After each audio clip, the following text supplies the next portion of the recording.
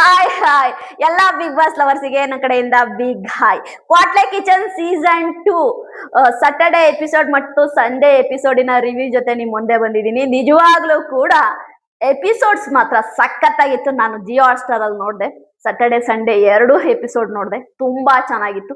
ಕ್ವಾಟ್ಲೆ kitchen season 2 ನ ಯಾರು ನೋಡ್ತಾರೆ ಮೇಡಮ್ ಅಂದವ್ರಿಗೆ ನಾನು ಒಂದೇ ಆನ್ಸರ್ ಮಾಡೋದು, ಶೋನ ಎಂಟರ್ಟೈನ್ಮೆಂಟ್ಗೋಸ್ಕರ ನೋಡ್ತೀವಿ ಅಂತಂದ್ರೆ ಆಯ್ತಾ, ಎಲ್ಲಾ ಶೋ ಕೂಡ ಚೆನ್ನಾಗಿರುತ್ತೆ. ಜಿದ್ದಿಟ್ಕೊಂಡು ಯಾರೋ ಇದಾರೆ ನಾವು ನೋಡಲ್ಲ ಅನ್ನೋ ಒಂದು ಆಯ್ತಾ ದ್ವೇಷದಿಂದ ನೋಡ್ತೀವಿ ಅಂದ್ರೆ ಯಾವ ಶೋನು ಚೆನ್ನಾಗಿರಲ್ಲ. ಓಕೆ, ನಾ ಕ್ವಾಟ್ಲೆ ಕಿಚನ್ ಸೀಸನ್ 2 ನೆಕ್ಸ್ಟ್ ಲೆವೆಲ್ ಅಲ್ಲಿ ಇದೆ. ಸೂಪರ್ ಮಾಸ್ ಮಾಸ್ ಅಂತೀನಿ. ಓಕೆ, ಸಾಟರ್ಡೆ ಎಪಿಸೋಡ್ ಸ್ಟಾರ್ಟ್ ಆಗದೆ ಆಯ್ತಾ, ಒಂಥರ ಜಂಗಲ್ ಮೇ ಸಿಂಗಲ್ ಶೇರ್ ಅನ್ನೋ ರೀತಿ ನಿಜವಾಗ್ಲೂ ಕೂಡ ಸಾಟರ್ಡೆ ಎಪಿಸೋಡು ನನಗಂತೂ ತುಂಬಾನೇ ಇಷ್ಟ ಆಯ್ತು.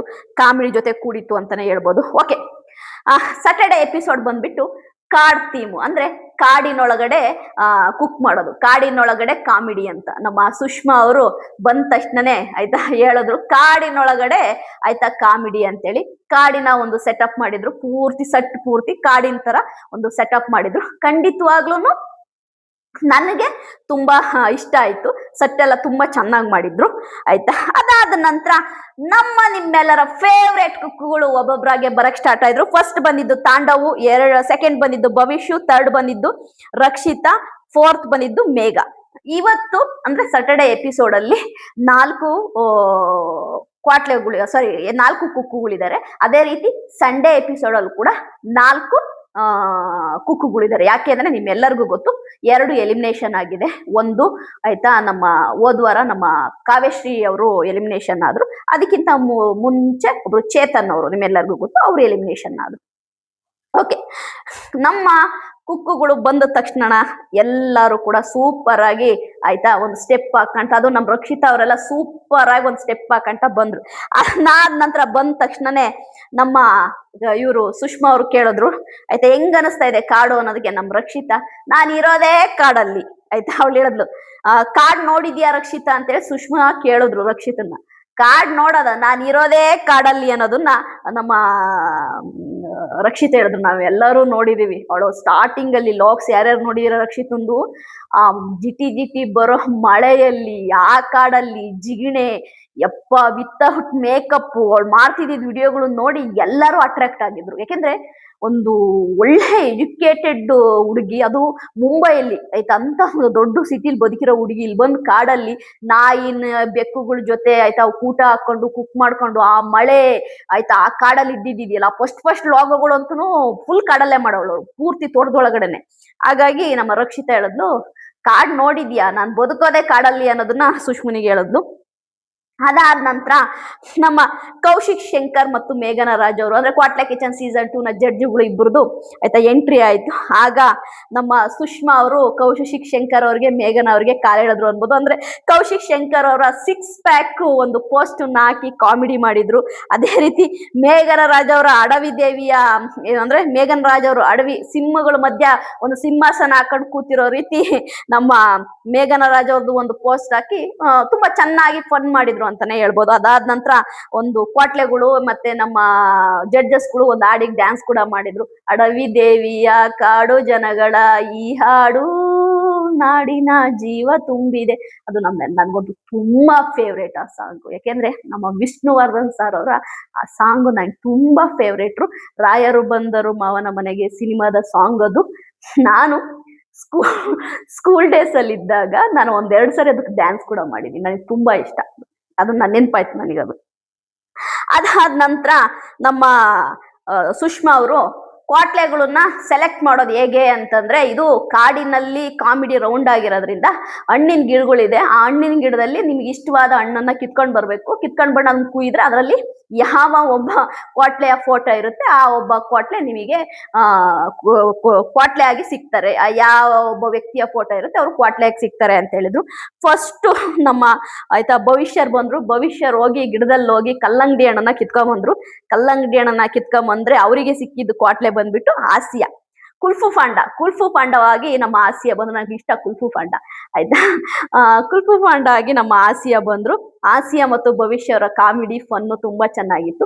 ಅಂದ್ರೆ ಭವಿಷ್ಯ ಏನ್ ಗೊತ್ತಾ, ಯಾವುದೇ ಒಂದು ಕ್ವಾಟ್ಲೆ ಸಿಕ್ಕಿದ್ರು ಕೂಡ ಒಂದು ಎಂಟರ್ಟೈನ್ಮೆಂಟ್ ತುಂಬಾ ಚೆನ್ನಾಗಿ ಮಾಡ್ತಾರೆ. ಭವಿಷ್ಯ ಮತ್ತು ನಮ್ಮ ಕುಲ್ಫು ಫಂಡ ಆಸಿಯಾ ಅವರ ಒಂದು ಕಾಮಿಡಿ ತುಂಬಾ ಚೆನ್ನಾಗಿತ್ತು. ಅದರಲ್ಲಿ ನಮ್ಮ ಸುಷ್ಮಾ ಬೇರೆ ಕಾಮಿಡಿ ಮಾಡ್ತಾ ಇದ್ರು, ಏನೋ ತಾಂಡವ್ಗೂ ರಕ್ಷಿತಗೂ ಫುಲ್ ಬರ್ನ್ ಆಗ್ತಾ ಇದೆ, ಫುಲ್ ಹೊಗೆ ಬರ್ತಾ ಇದೆ ಅಂತ ಹೇಳಿ. ಆಮೇಲೆ ನಮ್ಮ ರಕ್ಷಿತಾ ಕೂಡ ಈ ಕ್ವಾಟ್ಲೆಗೂನು ಕುಕ್ಕುಗೂನು ಒಂದು ಮ್ಯಾಚ್, ಇಬ್ರಿಗೂ ಮ್ಯಾಚ್ ಆಗ್ತಿಲ್ಲ ಅನ್ನೋ ರೀತಿ ಫನ್ ಮಾಡಿದ್ರು. ಅದಾದ ನಂತರ ಸೆಕೆಂಡ್ ಕುಕ್ ಬಂದಿದ್ದು ನಮ್ಮ ಮೇಘ ಅವರು. ನಮ್ಮ ಮೇಘ ಸೆಲೆಕ್ಟ್ ಮಾಡಿದಂತಹ ಹಣ್ಣು ಬಂದ್ಬಿಟ್ಟು ಪೈನಾಪಲ್ ಹಣ್ಣನ್ನ ನಮ್ಮ ಮೇಘ ಅವರು ಸೆಲೆಕ್ಟ್ ಮಾಡ್ತಾರೆ. ಪೈನಾಪಲ್ ಹಣ್ಣನ್ನ ಕುಯ್ದ್ರೆ ಅದರಲ್ಲಿ ಯಾವ ಕ್ವಾಟ್ಲೆಯ ಫೋಟೋ ಇತ್ತು ಅಂತಂದ್ರೆ pack pack pack pack Hitesh photo ಇತ್ತು. ಹಿತೇಶ್ ಅಂತೂ ತುಂಬಾ ಕ್ಯೂಟ್ ಆಗಿ, ಆಯ್ತಾ, ನೂರ ನಿಮಗೆ ಗೊತ್ತಲ್ವಾ, ಯಾರೆಲ್ಲ ಈ ಕಾಮಿಡಿ ನೋಡಿರ್ತಿರಲ್ವಾ, ಅದು ನಿಮ್ಮೆಲ್ಲರಿಗೂ ಗೊತ್ತು. ಅದ್ರಲ್ಲಿ ಒಂದು ಕಾರ್ಟೂನ್ ನೂರ ತರ ಬಂದ್ರು. ನೂರ ತರ ತುಂಬಾ ಚೆನ್ನಾಗಿ ಕಾಮಿಡಿ ಮಾತ್ರ ತುಂಬಾ ಚೆನ್ನಾಗಿ ಮಾಡಿದ್ರು ಪ್ಯಾಕು ಪ್ಯಾಕು ಹಿತೇಶ್, ಆಯ್ತಾ. ಮಿಸ್ಟರ್ ಭೀಮ್ ಅಂತ ಕಾಣುತ್ತೆ, ಮಿಸ್ಟರ್ ಭೀಮ ಏನಂತ ಕಾಣುತ್ತೆ, ನೂರ ಅನ್ನೋ ಒಂದು ಕ್ಯಾರೆಕ್ಟರ್ ಇದೆಯಲ್ಲ, ಹುಡುಗಿ, ಚಿಕ್ಕ ಹುಡುಗಿ, ಆ ಕ್ಯಾರೆಕ್ಟರ್ ಅಲ್ಲಿ ಬಂದಿದ್ರು. ತುಂಬಾ ಚೆನ್ನಾಗಿ ಮಾಡಿದ್ರು ಪ್ಯಾಕು ಪ್ಯಾಕು ಹಿತೇಶ್, ತುಂಬಾ ಚೆನ್ನಾಗಿತ್ತು ನನಗೆ ಅವ್ರಿಬ್ರು ಕಾಮಿಡಿ. ಅದಾದ ನಂತರ ಥರ್ಡ್ ಬಂದಿದ್ದು ರಕ್ಷಿತಾ ಆಯ್ಕೆ ಮಾಡ್ಕೊಂಡಿದ್ದು ಪಪ್ಪಾಯಿ ಹಣ್ಣು. ಫಸ್ಟ್ ರಕ್ಷಿತಾ ನನಗೆ ಗುಜ್ಜೆ ಬೇಕು ಅಂದ್ರೆ ಹಲಸಿನ ಹಣ್ಣು ಗುಜ್ಜೆ ಅಂದ್ರೆ ನಂಗೆ ಗುಜ್ಜೆ ಬೇಕು ಅಂದ್ರು. ಅದಕ್ಕೆ ನಮ್ಮ ಮೇಘನ ರಜಿದರು ಯಾವಾಗ್ಲೂ ಒಂದೇ ತರ ಯಾಕೆ ರಕ್ಷಿತಾ, ಸ್ವಲ್ಪ ವೆರೈಟಿ ಆಗಿ ಬೇರೆ ಹಣ್ಣು ಚೂಸ್ ಮಾಡ್ಕೊಳೋದಕ್ಕೆ ನಮ್ಮ ರಕ್ಷಿತಾ ಪಪ್ಪಾಯಿ ಹಣ್ಣನ್ನ ಚೂಸ್ ಮಾಡ್ಕೊಂಡ್ರು. ಅದ್ರಲ್ಲಿ ಇದ್ದಂತಹ ಕ್ವಾಟ್ಲೆಯ ಹೆಸರು ಬಂದ್ಬಿಟ್ಟು ಕರಿಬಸಪ್ಪ. ಕರಿಬಸಪ್ಪ ಬಂದ ತಕ್ಷಣನೇ ನಮ್ಮ ರಕ್ಷಿತಾ ಮೇಲಿಂದ ಕೆಳಗೆ ನೋಡ್ತಿದ್ರೆ ಎಕ್ಸ್ಪೆಕ್ಟೇ ಮಾಡ್ಕೊಳಕ್ ಆಗ್ತಿಲ್ಲ, ಕರಿಬಸಪ್ಪ ಬಂದಿದಾರ ಅಂತ. ಕರಿಬಸಪ್ಪ ಅವರು, oh my goodness sir, hats off sir, ನೀವು ಹ್ಯಾಟ್ಸಪ್. ನಿಮ್ಮ ಈ ವಯಸ್ಸಿಗೆ ನೀವು ಮಾಡುವಂತ ಎಂಟರ್ಟೈನ್ಮೆಂಟ್ ಇದೆಯಲ್ಲ, ನೆಕ್ಸ್ಟ್ ಲೆವೆಲ್ ಎಂಟರ್ಟೈನ್ಮೆಂಟ್. ಕರಿಬಸಪ್ಪನವರು ಹಾಕಿದಂತ ಗೆಟಪ್ ಏನು ಅಂದ್ರೆ ಗೂಗ್ಲಿ ಗೆಟಪ್ ಹಾಕೊಂಡು ನಮ್ಮ ಕರಿಬಸಪ್ಪನವರು ಬಂದ್ರು. ಕರಿಬಸಪ್ಪ ಮತ್ತು ರಕ್ಷಿತಾ ಅವರ ಡ್ಯಾನ್ಸ್ ಇತ್ತಲ್ಲ, ಅಯ್ಯೋ ಸೂಪರ್ ಆಗಿ ಮಾಡಿದ್ರು ಡ್ಯಾನ್ಸ್. ಕರಿಬಸಪ್ಪ ಮತ್ತು ರಕ್ಷಿತಾ ಅವರ ಡ್ಯಾನ್ಸ್ ಅನ್ನ ಯಾರೆಲ್ಲ ನೋಡಿ ಖುಷಿ ಆದ್ರೆ ನನಗೆ ಕಮೆಂಟ್ ಮಾಡಿ. ಸೂಪರ್ ಆಗಿ ಡ್ಯಾನ್ಸ್ ಮಾಡಿದ್ರು ಇಬ್ರು. ಅದೇ ರೀತಿ ನಮ್ಮ ಕರಿಬಸಪ್ಪನವರು, ಆಯ್ತಾ, ಟೈಗರ್ ಪ್ರಭಾಕರ್ ಅವರ ಜೊತೆಯಲ್ಲಿ ಒಂದು ಒಳ್ಳೆ ಒಡನಾಟ ಇಟ್ಕೊಂಡಿದ್ರಂತೆ. ಸತತ 7-8 ವರ್ಷಗಳ ಕಾಲ ಅವ್ರ ಜೊತೆ ಒಂದು ಒಳ್ಳೆ ಒಡನಾಟ ಇತ್ತಂತೆ. ಅಂದ್ರೆ ಅವ್ರು ಸಾಯುವ ಕಾಲದಲ್ಲೂ ಕೂಡ ನಮ್ಮ ಕರಿಬಸಪ್ಪನವರು ಟೈಗರ್ ಪ್ರಭಾಕರ್ ಜೊತೆಲಿ ಇದ್ರಂತೆ. ಇವತ್ತು ಕರಿಬಸಪ್ಪನವರು ಇವತ್ತು ಈ ಹಂತಕ್ಕೆ ಬರಕ್ಕೆ ಟೈಗರ್ ಪ್ರಭಾಕರ್ ಕೂಡ ಕಾರಣ ಅನ್ನೋದನ್ನ ಹೇಳಿದ್ರು ನಮ್ಮ ಕರಿಬಸಪ್ಪನವರು. ನಿಜವಾಗ್ಲೂ ಕೂಡ ಟೈಗರ್ ಪ್ರಭಾಕರ್ ಅಂತಂದ್ರೆ ಅವಾಗಿನ ಒಂದು ಬಾಡಿನ ಸಿಮ್ಮು ತರ ಬೆಳೆಸ್ಕೊಂಡಿದ್ದಂತ ವ್ಯಕ್ತಿ ಟೈಗರ್ ಪ್ರಭಾಕರ್ ಅವರು. Sir, miss you sir. ಅದಾದ ನಂತರ ನಮ್ಮ ತಾಂಡವ್ ಬರ್ತಾರೆ. ತಾಂಡವು ನಿನ್ನ ಉಳಿದಿದ್ದು ಒಂದೇ ಒಂದು ಹಲಸಿನ ಹಣ್ಣನ್ನ ಸೆಲೆಕ್ಟ್ ಮಾಡ್ತಾರೆ. ಹಲಸಿನಲ್ಲಿ ಇದ್ದಂತ ಕ್ವಾಟ್ಲೆ ಯಾರು ಅಂತಂದ್ರೆ ತುಕಾಲಿ ಸಂತೋಷ್ ಹಾಕಿದ ಗೆಟಪ್ ಗೊರಿಲ್ಲಾ ಗೆಟಪ್ ಇರ್ಲಿ, ನಮ್ಮ ಸುಷ್ಮಾಗೆನೆ ಆಯ್ತಾ ಗೊರಿಲ್ಲದ್ದು ಪೋಸ್ಟ್ ಬಂದ್ಬಿಡ್ತು. ಸುಷ್ಮಾ ತಲೆಗೆ ಗೊರಿಲ್ಲದ ಇದನ್ನ ಹಾಕ್ಬಿಟ್ಟು ಸಖತ್ ಕಾಮಿಡಿ. ಅಂದ್ರೆ ನಮ್ಮ ಸುಷ್ಮಾ ಮತ್ತು ತುಕಾಲಿ ಸಂತೋಷ್ ಡ್ಯಾನ್ಸ್ ಮಾಡಿದ್ದಿರ್ಬೋದು, ತುಕಾಲಿ ಸಂತೋಷ್ ಮತ್ತೆ ಸುಷ್ಮಾ ಕಾಮಿಡಿ ಫನ್ ಮಾಡಿದ್ದಿರ್ಬೋದು, ಸಖತ್ತಾಗಿತ್ತು, ತುಂಬಾ ಚೆನ್ನಾಗಿತ್ತು. ನನಗೆ ತುಕಾಲಿ ಸಂತೋಷ್, ಸುಷ್ಮಾ ಅವ್ರದ ಕಾಮಿಡಿ, ಡ್ಯಾನ್ಸ್ ಎಲ್ಲವೂ ಕೂಡ ತುಂಬಾ ಇಷ್ಟ ಆಯ್ತು ನನಗೆ. ಅದಾದ ನಂತರ ಅಡ್ವಾಂಟೇಜ್ ಟಾಸ್ಕ್ ಗುರು ಮಜಾ ಇರೋದಂದ್ರೆ ನೆಕ್ಸ್ಟ್ ಲೆವೆಲ್ ಮಜಾ ಗುರು, ಎಕ್ಸ್ಟ್ರಾಡಿನರಿ, ಆಯ್ತಾ. ನಾನು ಈ ತರ ಅಡ್ವಾಂಟೇಜ್ ಟಾಸ್ಕ್ ನ ಎಕ್ಸ್ಪೆಕ್ಟ್ ಮಾಡಿದ್ದೆ, ಯಾಕೆಂದ್ರೆ ನನಗೆ ಇಷ್ಟ ಈ ತರದ್ದು. ಅಂದ್ರೆ ಏನಪ್ಪಾ ಅಂದ್ರೆ ಅಡ್ವಾಂಟೇಜ್ ಟಾಸ್ಕ್, ಇಡ್ಲಿ ಸಾಂಬಾರ್ ಚಟ್ನಿನ ಇಡ್ತಾರೆ, ಒಂದೊಂದು ರಾಶಿ ಇಡ್ಲಿನ, ಆಯ್ತಾ. ಅದನ್ನ 4 ಜನ ಕುಕ್ಕುಗಳು ಕ್ವಾಟ್ಲೆಗಳಿಗೆ ತಿನ್ನಿಸ್ಬೇಕು. ಅಂದ್ರೆ ಅವರಿಗೆ ಚಟ್ನಿ ಸಾಂಬಾರಲ್ಲಿ ಎದ್ದಿ ಬಾಯಿಗೆ ತಿನ್ನಿಸ್ಬೇಕು ಕ್ವಾಟ್ಲೆಗಳಿಗೆ. ತಾಂಡವು ಮತ್ತು ತುಕಾಲಿ ಸಂತೋಷ್ ಇದೆಯಲ್ಲ, ದೇವರೇ, ನಮ್ಮ ತಾಂಡವ್ ಅಂತೂ ಮಂಗಸ್ಕೊಂಡೆಲ್ಲ ಬಾಯಿಗೆ ತಿನ್ನಿಸ್ತಾ ಇದ್ರು. ಅಂದ್ರೆ ತುಕಾಲಿಗೆ ಆಗ್ತಾ ಇಲ್ಲ ತಿನ್ನಕ್ಕೆ, ನಮ್ ತಾಂಡವ್ರು ಬಿಡ್ತಾನೆ ಇರ್ಲಿಲ್ಲ, ಹೆಂಗೋ ಮಾಡಿ ತಿನ್ಸಕ್ ಟ್ರೈ ಮಾಡ್ತಾ ಇದ್ರು. ಬಟ್ ಈ ಇಡ್ಲಿ ತಿನ್ನೋ ಟಾಸ್ಕ್ ಎಕ್ಸ್ಟ್ರಾಡಿನರಿಯಾಗಿ ಪರ್ಫಾರ್ಮೆನ್ಸ್ ಮಾಡಿದ್ ಯಾರು ಗೊತ್ತಾ? ಕರಿಬಸಪ್ಪ ಮತ್ತು ರಕ್ಷಿತಾ. ಅದೇ ರೀತಿ ಮೇಘ ಮತ್ತು ಪ್ಯಾಕು ಹಿತೇಶ್. ಕರಿಬಸಪ್ಪ ಸತತ 12 ಇಡ್ಲಿ ತಿಂದ್ರು. ಅದೇ ರೀತಿ ಪ್ಯಾಕು ಹಿತೇಶ್ ಅವ್ರದ್ದು ಸೇಮ್ ಟೈ ಆಗಿತ್ತು ಇಬ್ಬರದು. ಪ್ಯಾಕು ಹಿತೇಶ್ ಮತ್ತು ಕರಿಬಸಪ್ಪಂದು ಟೈ ಆದಾಗ ಮತ್ತೊಂದ್ಸರಿ ಟೈ ಬ್ರೇಕರ್ ಟಾಸ್ಕ್. ಅಂದ್ರೆ ಯಾರು ಆಯ್ತಾ 1-2 ಇಡ್ಲಿ ಬೇಗ ತಿಂದು ಮುಗಿಸ್ತಾರೋ, ಆಯ್ತಾ, ಅವರು ಈ ಟಾಸ್ಕ್ ವಿನ್ನರು ಅಂದ್ರು. ಕರಿಬಸಪ್ಪ ಪಾಪ ಟ್ರೈ ಮಾಡಿದ್ರು, ಆಗ್ಲಿಲ್ಲ. ಪ್ಯಾಕು ಹಿತೇಶ್ ತಿಂದು ಮುಗಿಸಿದ್ರು. ಹಾಗಾಗಿ ಮೇಘ ಮತ್ತು ಪ್ಯಾಕು ಹಿತೇಶ್ ಇದು ಒಂದು ಅಂದ್ರೆ ಅಡ್ವಾಂಟೇಜ್ ಟಾಸ್ಕ್ ನ ವಿನ್ ಆದ್ರು. ಅದಾದ ನಂತರ ಈ ಟೇಬಲ್ ಚೇಂಜ್ ಕುಕಿಂಗ್ ಅಂದ್ರೆ ಕುಕ್ಕುಗಳು ಹೋಗಿ ಗ್ರಾಸರಿ ಎಲ್ಲ ಅವ್ರು ಏನೇನ್ ಕುಕ್ ಮಾಡ್ತಾರೆ ಅದನ್ನೆಲ್ಲ ಎತ್ಕೊಂಡ್ಬರ್ಬೇಕು. ಎತ್ಕೊಂಡ್ಬಂದು ಅವ್ರು ಟೇಬಲ್ ಅಲ್ಲಿ ನಿಂತಿರ್ತಾರೆ. ಆಗ ನಮ್ಮ ಶೆಫ್ ಆದಂತಹ ನಮ್ಮ ಕೌಶಿಕ್ ಶಂಕರ್ ಅವ್ರು ಏನ್ ಮಾಡ್ತಾರೆ ಅಂದ್ರೆ ಟೇಬಲ್ ಚೇಂಜ್ ಅನ್ನೋ ಒಂದು, ಅಂದ್ರೆ ಈಗ ನಿಮ್ಗೆ ಒಂದು ಟ್ವಿಸ್ಟ್ ಕೊಡ್ತಾ ಇದೀನಿ, ಟೇಬಲ್ ಚೇಂಜ್ ಅಂತಾರೆ. ಟೇಬಲ್ ಚೇಂಜ್ ಅಂದ ತಕ್ಷಣ ಎಲ್ಲರಿಗೂ ಗಾಬರಿ ಆಯ್ತು, ಅಯ್ಯೋ ಅಯ್ಯೋ ಏನಪ್ಪಾ ಇದು ಅಂತ. ಭವಿಷ್ ಟೇಬಲ್ಗೆ ಬಂದಿದ್ದು ರಕ್ಷಿತಾ, ಆಯ್ತಾ. ತಾಂಡವ್ ಟೇಬಲ್ಗೆ ಬಂದಿದ್ದು ಮೇಘ. ತಾಂಡವ್ ಏನೋ ಆಯ್ತಾ 10 ಡಿಶ್ ಮಾಡೋವಷ್ಟು ಗ್ರಾಸರಿ ತಂದಿಟ್ಕೊಂಡಾರೆ. ಮೇಘ ಈ ಕಡೆ ನೋಡಿದ್ರೆ ಒಂದ್ ಬ್ರೆಡ್ ಪ್ಯಾಕೆಟ್ ತಂದಿಟ್ಕೊಂಡಿದ್ದಾರೆ. ತಾಂಡವ್ ತಲೆ ಕೆಟ್ಟಾಯ್ತು, ನಾನ್ ನೋಡಿದ್ರೆ ಇಷ್ಟೊಂದು ಗ್ರಾಸರಿ ತಂದಿದ್ದೀನಿ, ಮೇಘ ನೋಡು ಒಂದ್ ಬ್ರೆಡ್ ಪ್ಯಾಕೆಟ್ ತಂದಿದಾರಲ್ಲ ಏನಪ್ಪಾ ಮಾಡೋದು ಅಂತ. ಈ ಕಡೆ ಆಯ್ತಾ ಭವಿಷ್ ಟೇಬಲ್ಗೆ ಬಂದಂತ ರಕ್ಷಿತನ್ಗೆ ತಲೆ ಕೆಟ್ಟೋಯ್ತು, ಇದ್ಯಾವುದೋ ಬೊಂಬು, ಅಂದ್ರೆ ನಿಮ್ಗೆ ಎಲ್ಲರಿಗೂ ಗೊತ್ತು ಬೊಂಬು ಬಿರಿಯಾನಿ ತುಂಬಾ ಫೇಮಸ್.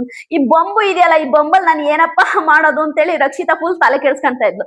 ಅವಾಗ ನಮ್ ಮೇಘನ ರಾಜ ಹೇಳಿದ್ರು, ಇದು ಬೊಂಬು ಬಿರಿಯಾನಿ ನೋಡಿದ್ಯಲ್ವಾ, ಬೊಂಬು ಬಿರಿಯಾನಿ ಅಂತ.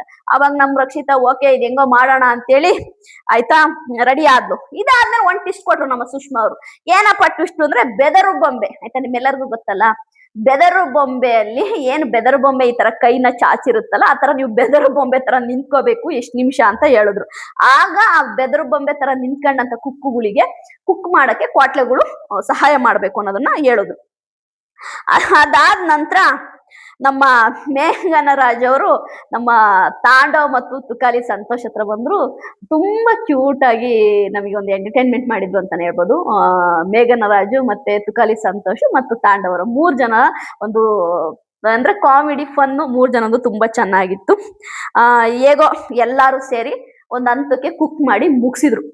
ಕುಕ್ ಮಾಡಿ ಮುಗಿಸಿದ್ಮೇಲೆ ಫಸ್ಟ್ ಬಂದಿದ್ದು ತಾಂಡವ್ ಕುಕ್ ಮಾಡಿದ್ ಏನಪ್ಪಾ ಅಂದ್ರೆ ಬ್ರೆಡ್ ಮಲೈ ರೋಲ್ ಅಂತ. ಬ್ರೆಡ್ ಮಲೈ ರೋಲ್ ಅಂತ ನಮ್ಮ ಶೆಫ್ ಅವ್ರು ಹೇಳಿದ್ರು, ಸೂಪರ್ ವೆರಿ ಗುಡ್ ಚೆನ್ನಾಗಿ ಮಾಡಿದ್ಯಾ ಅನ್ನೋದು ಹೇಳಿದ್ರು. ಸೆಕೆಂಡ್ ಬಂದಿದ್ದು ನಮ್ಮ ಭವಿಷು, ಅವ್ರು ಕುಕ್ ಮಾಡಿದ್ದು ಗಿಲ್ಲಿ ಚಿಕನ್ ಪರೋಟ ಮಾಡಿದ್ರು, ಅದು ಕೂಡ ಗುಡ್ ಚೆನ್ನಾಗಿದೆ ಅಂದ್ರು.